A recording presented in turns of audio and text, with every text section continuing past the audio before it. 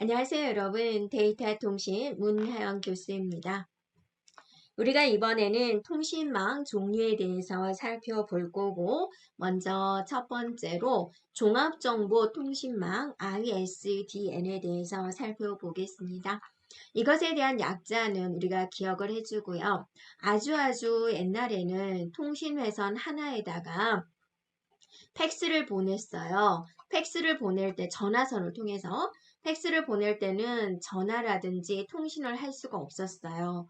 그 다음에 또 전화가 필요하면은 전화를 하는 거죠. 그때 팩스나 통신을 할 수가 없고 전화를 끊고 나서 통신을 해야 되는 그런 상황이었죠. 그래서 이거를 이제 좀 전화를 하고 있는데 그래서 A라는 친구 집에 전화를 하면 계속 통화 중인 거예요. 봤더니 자식이 계속 통신을 하고 있었던 거예요. 그래서 이제 발전된 게 ISDN 종합정보통신망이 나왔어요. 우리가 이제 종합 선물 세트 해가지고 막 이것저것 들어있듯이 이 회선을 통해서 이제는 전화, 통신, 팩스 이런 것들을 다 한꺼번에 할 수 있어요. 그래서 통신을 할 때도 전화를 할 수가 있고 이런 상황을 만드는 거죠. 이게 종합정보통신망이에요. 전화, 팩스, 통신 이런 것들을 모두 한꺼번에 할 수 있는 방식이죠. 하나의 회선을 통해서 음성, 전화, 화상, 데이터 서비스 이런 것들을 통합해가지고 디지털이잖아요. 디지털. 디지털 신호로 전송할 수 있는 종합정보통신망입니다. 그래서 이건 회선 교환 방식, 패킷 교환 방식 동시 사용이 가능하다라고 그랬어요. 그래서 여러분이 이제 교환 기술에 보면은 회선 교환, 축적 교환이 있고 축적 교환은 다시 메시지 교환, 패킷 교환으로 나눠지죠. 거기서 나오는 회선 교환 방식, 패킷 교환 방식이 사용이 가능하다라는 거고 얘는 디지털입니다. 그리고 기본으로 이제 뒤쪽에 채널 부분이 나오겠지만 64kbps의 1회선 교환 서비스가 기본이 됩니다. 그래서 ISDN의 통신 서비스는 뭐가 있을까? 베어러 서비스, 텔레 서비스, 부가 서비스 이렇게 있는데요. 베어러 서비스는 이제 단말기가 전송하는 정보를 변형하는 것이 없이 그냥 그대로 전달만 하는 그런 서비스가 돼요. 그래서 패킷 교환, 또 회선 교환 이런 하위 계층의 기능만을 제공하는 겁니다. 그래서 OSI 참조 모델 7계층 중에서 하위 계층의 기능을 제공하는 거고 텔레 서비스가 있어요. 텔레 서비스는 이제 뭐냐면 고도의 기능을 추가한 거예요. 기능을 부가해가지고 제공하는 서비스예요. 그래서 전화, 팩스, 텔레텍스, 비디오 텍스, 텔렉스, 원격 개입 이런 서비스 하위 계층에서 정보 전송, 액세스 서비스 이런 것들을 모두 제공하는 서비스가 되고요. 부가 서비스예요. 부가 서비스는 이제 더 서비스 이용료를 높이기 위해서 더 좋은 서비스를 제공하는 거죠. 발신 번호 표시. 발신 번호 표시는 여러분이 추가로 요금을 내고 이용하는 거죠. 그 다음에 수신자 부담, 통화 대기 이런 추가적인 기능을 부가적인 기능을 서비스를 하는 것을 말을 합니다. 자, ISDN의 구조에 대해서 살펴보겠습니다. 채널이다라는 것은 우리가 이제 도로의 차선이다라고 생각해 주면 돼요. 차선도 고속도로가 있고 국도가 있고 어디서는 속도를 많이 낼 수가 있고 어디서는 또 저속으로 가야 되고 그런 종류가 다양하듯이 채널의 종류가 있는데 채널은 크게 정보 채널, 신호 채널 이렇게 구분하고 있어요. B채널을 볼게요. B채널의 속도는 64kbps가 돼요. 그래서 얘는 정보용 채널이에요. 정보용 디지털 정보용 채널이 되고요. 네, PCM 된 디지털 음성이나 회선 교환에 의한 제어 신호, 또 패킷 교환에 의한 정보의 전송에 이용이 됩니다. 자, 그 다음에 D채널이 있는데요. D채널은 두 가지예요. 64K와 16K와 64K BPS로 나누어지게 되고 얘는 디지털 신호용 채널이에요. 그래서 얘는 서비스 제어를 위한 신호 메시지 전달하는 게 주 역할이 되고요. 64K 이하 저속의 패킷 교환에 의한 정보 전송을 위해서 이용됩니다. 그 다음에 H채널이 있어요. 하이브리드 해서 H0, H11, H12가 있습니다. 속도는 384K, 그 다음에 1536K, 1920K 이렇게 나눠지고요. 얘도 이제 정보용 채널이 되는데 속도를 보면 어때요? B채널과 비교를 해보면 속도가 어마어마하게 높죠. 그래서 고속의 디지털 정보용 채널이에요. 그래서 고속의 팩스나 또는 화상회의 할 때도 우리는 속도가 좀 빨라야 되겠죠. 이런 고속이나 대용량의 정보 전송에 이용되는 채널이 바로 H 채널이 됩니다. 그러면 이 채널을 우리는 어떻게 조합해서 쓸까라는 건데 어떻게 조합하느냐에 따라서 이제 구분을 합니다. 기본 속도 인터페이스에서 베이직 해서 BRI다 라고 하는데요. EB 더하기 D 채널이에요. 그래서 얘는 가정에서 사용되는 방식이 돼요. 두 개의 B 채널과 한 개의 D 채널로 구성이 돼요. 그럼 이것의 속도는 얼마일까? B 채널의 속도가 얼마라고 그랬죠? 64K라고 그랬죠. 그리고 D 채널의 속도는 여기서는 16을 사용하고요. 그 다음에 오버헤드로서 48을 사용합니다. 그러면 총 속도가 192K bps가 나오죠. 그 다음에 1차 속도 인터페이스에서 PR, 1차가 프리마리 해가지고 PRI다 라고 하는데요. 이거는 이제 이런 식으로 조합을 합니다. 23B 더하기 D, 30B 더하기 D, 3H0 더하기 D, 4H0 더하기 D 이런 다양한 형태로 구성이 돼요. 그래서 훨씬 더 숫자가 높아서 훨씬 더 고속이다라는 걸 알 수가 있겠죠. 여기서 D채널은 64K bps를 쓰고 오버헤드로서는 8K를 사용하고 있습니다. 네, 그래서 EB 더하기 D채널이다. 그럼 여러분이 속도를 계산할 수 있으면 되겠고요. 자, 참조점을 보겠습니다. 참조점이다. 그러면 여러분이 경계선이라고 생각해 주면 돼요. 우리가 이제 우리나라 지도에서 여기까지는 서울이라 그래도 여기까지는 강북구, 여기까지는 강남구, 그다음에 강북구 이런 식으로 나누어지죠. 그래서 여기까지는 노원구에서 담당합니다. 여기까지는 강북구에서 담당합니다. 여기까지는 이제 뭐 강남구에서 담당합니다. 이런 경계선이 있듯이 참조점이다라는 것은 각 요소의 인터페이스를 구분하는 기능이에요. 그래서 다른 말로는 기준점이다, 접속점이다, 분계점이다 그렇게 이야기를 합니다. 그래서 여기는 누가 책임을 질 거냐, 책임의 한계를 구분하기 위한 접속점을 말을 하고 있어요. 자, U는 유저다 해가지고 내부망, 외부망을 구분하는 곳이 되고요. T는 터미널에서 사용자 영역과 네트워크 영역으로 구분이 됩니다. 자, S는 시스템으로서 사용자, 장비, 또 네트워크, 장비로 구분이 되고 R은 ISDN 단말기, ISDN 장비 이렇게 구분을 하고 있고요. 자, 그리고 이제 광대역 종합통신망이 나왔습니다. 기존에 ISDN으로서 하나의 회선에 많은 정보를 보냈는데 동영상을 보낼 때 문제가 생기는 거예요. 동영상을 보낼 때 속도가 안 나는 거예요. 그래서 이거를 어떻게 할까라고 해서 기술을 이제 개발한 게 광대역 정보통신망인데요.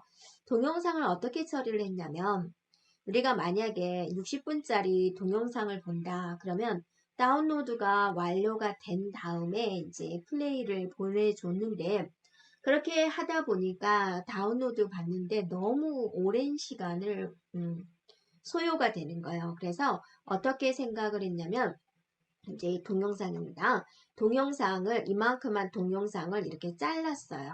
그래가지고 일단은 얘만 다운로드를 해서 사용자가 이제 보게 하는 거예요. 이 보고 있는 동안에 내부에서 그 다음 것이 다운로드 되는 거예요. 그 다음에 또 그 다음 거 다운로드 되고 그 다음 거 다운로드 되는 거예요.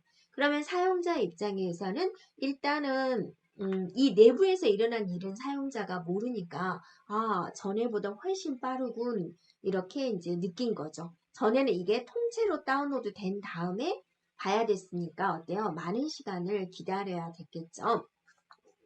그래서 그럼 이 나눈 조각 이거를 이제 우리는 이걸 뭐라 그러냐면 ATM 셀이다라고 하고 이런 기술을 이제 ATM 기술이다라고 합니다. 그래서 광대역 ISDN, BISDN의 핵심 기술은 무엇이에요? 바로 이제 ATM 기술이 됩니다. 그래서 종합정보통신망보다 더 광범위한 서비스를 제공하는 것이고요. 예, 음성 통신, 고속 데이터 통신, 또 정지 화상, 고해상도의 동영상 이런 것을 서비스를 제공을 하게 되는 것이고 1.5에서 2메가 bps 이상의 고속 전송, 고속 교환 기술이 가능합니다. 그래서 ATM 기술을 사용하고요. 그래서 BISDN의 참조 계층을 보면 물리 계층이 있고 ATM 계층이 있고 ATM 적응 계층 이렇게 나눠지게 되고요. 물리 계층에서는 ATM 셀을 전송합니다. 이게 이제 나눠진 조각 이거를 ATM 셀이다라고 그랬죠. 그 다음에 ATM 계층에서는 셀 헤더를 생성을 하고 가입자 채널을 다중화합니다. 그리고 ATM 적응 계층은 가입자 정보의 유형에 따라서 적절한 타입의 패킷 메시지를 생성합니다. 그래서 BISDN은 이렇게 세 개의 계층으로 나눠졌구나. 여기서는 ATM 셀을 전송을 하고 얘는 셀 헤더를 생성을 하고 얘는 적절한 타입의 패킷 메시지를 생성을 한다라는 거죠. 자, ATM에 대해서 이제 정리를 하겠습니다. ATM은 고속, 병렬 처리가 가능하도록 하는 것이고 정보가 발생했을 때만 셀을 보내는 동적 할당을 사용한다라는 거고요. 자, 동적 할당입니다. 그래서 상황에 따라서 달라지는 게 동적 할당이 되는 것이고 BISDN의 핵심적인 기술이 되는 것이고 회선 교환 방식, 패킷 교환 방식의 장점을 결합한 것이고 셀 교환 기법을 통해서 데이터를 동일한 크기로 자르는데 큰 덩어리를 자르는데 이 자른 덩어리를 뭐라 그런다? 바로 ATM 셀이라 그런다라는 거죠. 그래서 이 ATM 셀을 전달하는 방식이 되는데 셀의 크기는 48바이트, 그다음 헤더가 5바이트 합해서 총 53바이트로 구성이 됩니다. 그 다음에 음성 데이터, 화상, 비디오 이런 것들을 단일 포트로 제공을 하고 수 있고요. 만약에 광 케이블을 사용한다면 1544메가bps의 통신 속도까지 갔습니다. 자, 이번에는 벤이라고 해서 부가가치 통신망이 있습니다. 이거는 뭐냐면 이제 회선을 가지고 사업을 하는 거죠.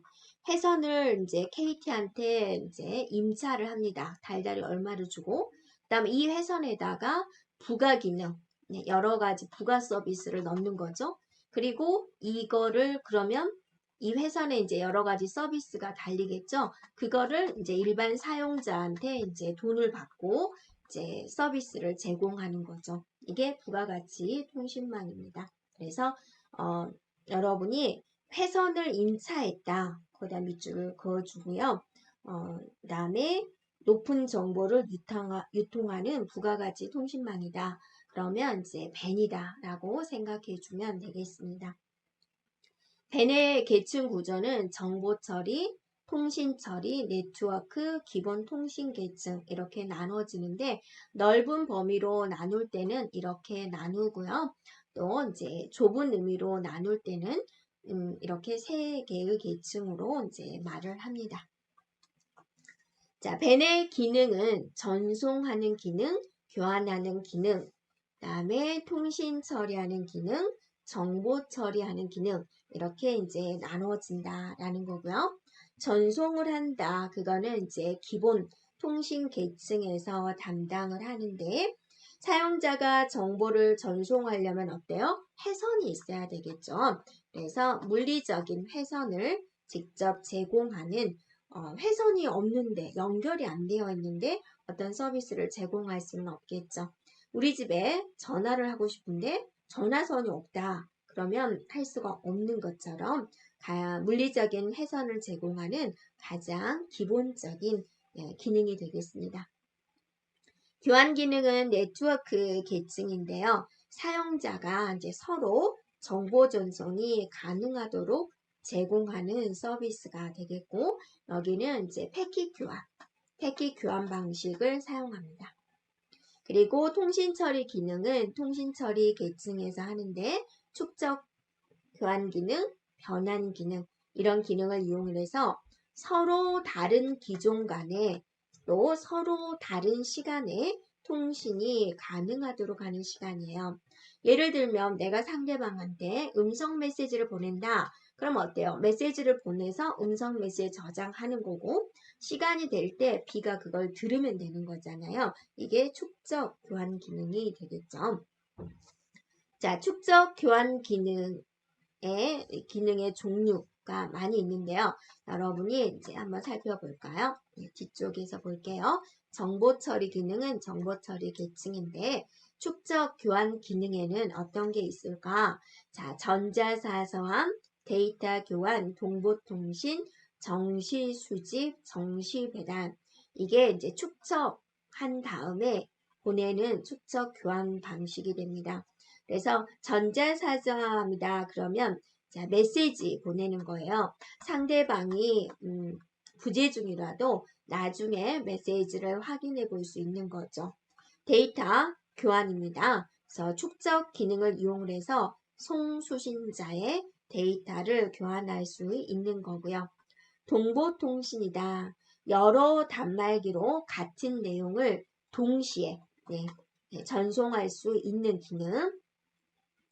정시 수집입니다. 정해진 시간에 벤 부가가치 통신망이죠. 송신자로부터 정보를 받는 기능이고 정시 배달은 정해진 시간에 벤에 축적되어 있는 정보를 수신자에게 송신하는 기능이 되겠습니다. 그리고 이제 변환 기능에는 뭐가 있을까? 속도 변환, 프로토콜 변환, 코드 변환, 데이터 형식 변환, 미디어 변환 이렇게 있는데요.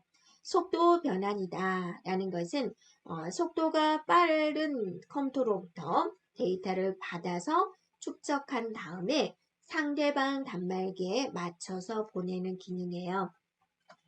A에서 물풍선을 보내는데 보내고 하는데 B는 그런 준비가 안 된 거예요. 받고 하는 거예요. 그러면 이 중간에서 물풍선을 보내고 할 때 여기다가 다 담아 놓는 거죠. 이렇게. 그래서 B의 속도에 맞춰서 보내고 이런 식으로 속도를 변환해 주는 거고요. 프로토콜 변환은 이제 서로 다른 네트워크 간에 통신이 가능하도록 통신 절차를 변환하는 기능이 되고요. 코드 변환입니다. 송수신 측이 사용하는 문자 코드 체계를 맞추는 기능이에요. A가 ASCII 코드 방식으로 보냈다. B는 EBCD IC 방식인데 서로 코드가 다르죠. 코드가 다르면 우리는 모든 것을 다 이진수로 보내는데 ASCII 코드는 7비트고 EBCD IC 코드는 8비트예요. 이진수 자르는 데가 틀려버리면 서로 해석이 달라져 버리죠. 그래서 이런 코드를 맞추는 기능. 데이터 형식 변환입니다. 서로 다른 데이터 표현 형식을 일치시켜주는 그런 방식이고, 미디어 변환입니다. 텍스트, 음성, 영상들을 상호 변환하는 기능이 되겠습니다. 그리고 앞에서 정보 처리 기능이 있었죠.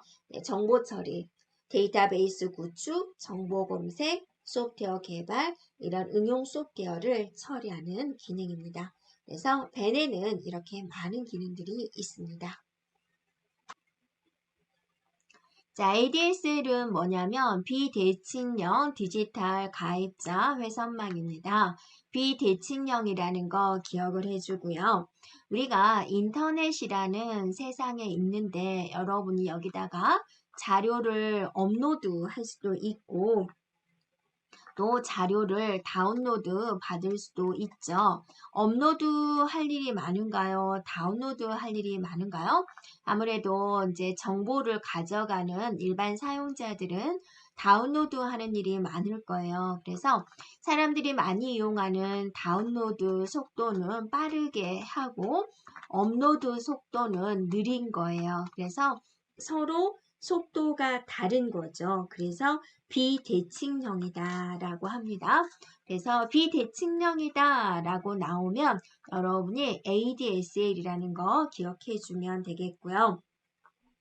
자, 위성통신망을 보겠습니다. 위성통신망은 여기가 이제 지구면 지구에서 이제 쏘아 올리죠. 그럼 여러분이 이렇게 이제 이런 데서 받아가지고 또 이거를 이렇게 이제 또 쏴주는 방식이 이제 위성통신망인데 이것의 단점은 이 사이에 지구와 이런 위성 사이에 구름이 낀다든지 먹구름이 낀다든지 뭐 눈이 온다든지 비가 온다든지 이런 기상 변화에 의해서 신호 감쇄 현상이 일어날 수 있다라는 거죠. 그래서 어느 정도 쏘아 올릴까? 상공 35,800km의 높이로 쌓아 올린다라고 해요. 그래서 대역폭이 굉장히 넓고 또 굉장히 고속의 통신을 지원하죠. 단점이라면 뭐예요? 기상 현상에 의한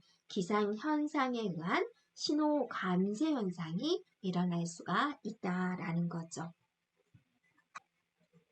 자, 이번에는 셀룰러 시스템에 대해서 살펴볼 건데요. 이거는 뭐냐면 이것도 자기 구역이 있는데 이 구역을 셀이라는 단위로 쪼개가지고 담당을 하는 거죠. 그래서 서비스 지역을 셀이라는 여러 개의 지역을 나눈 다음에 그럼 문제점은 뭐냐면 여기는 A 기지국 담당, 얘는 B 기지국 담당, C 기지국이다 라고 했을 때 사람은 이동하잖아요. A라는 기지국에서 B라는 기지국으로 이동을 할 때 이 중간 지점, 이 순간적인 찰나, 내가 전화를 하면서 이동을 하고 있다. 그럴 때 누가 담당을 할 거냐라는 것에 따라서 이렇게 이제 달라지게 됩니다. 그래서 현재의 기지국 서비스를 벗어나서 새로운 기지국 서비스 지역으로 진입을 할 때 통화가 단절되면 안 되죠. 그래서 통화의 단절 없이 계속적으로 통화가 될 수 있게 하는 기능에 핸드 오프, 핸드 오버가 있다라는 건데요. 먼저 종류를 살펴보면 소프트, 핸드 오프 기능이 있어요. 이거는 뭐냐면 이 경계 지점을 지나갈 때 신호가 끊어지기 전에 다른 기지국의 신호를 받는 거예요. 그래서 통화에 이상이 없도록 지원하는 방식이 되고요. 소프터 핸드 오프 방식은 뭐냐면 이 신호가 겹치는 구간에 두 기지국의 신호를 모두 수신하는 방식이 됩니다. 하드, 핸드오프 방식은 뭐냐면 앞에서 우리가 소프트 방식은 통화의 단절이 전혀 없었죠. 근데 하드오프 방식은 순간적으로 무선 주파수가 교체되어서 비록 아주 잠깐, 근데 우리 인간이 느끼기에는 아주 미세하죠. 인간이 비록 느끼지는 못하지만 순간적인 단절이 있는 방식을 말을 하고요. 그다음에 로밍은 여러분이 좀 들어봤을 거예요. 그래서 해외에 나가서도 국내에서처럼 편리하게 본인의 휴대폰 번호 그대로 이용할 수 있게 해주는 그런 서비스가 되겠습니다.